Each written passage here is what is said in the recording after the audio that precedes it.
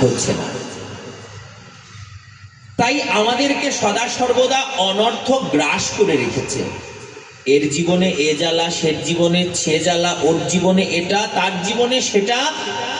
বাবা, আপনাদের কৃপায় তো বহু জায়গায় যেতে হয়, কতজনের কত কথা, কতজনের কত জ্বালা। কেন না, যেই মাত্র আপনি আলোকে ভুলে অন্ধকারকে গ্রহণ করবেন, অন্ধকার আপনাকে সেই কালো ছায়া দেবে, দেবে না বাবা? আর যেই মাত্র আপনি অন্ধকারকে ছেড়ে আলোকে গ্রহণ করবেন, আলো কি করবে না, সঙ্গে সঙ্গে আপনার সকল অন্ধকার নাশ করে দেবে। আলো কি করবে না, সকল অন্ধকার নাশ করে দেবে।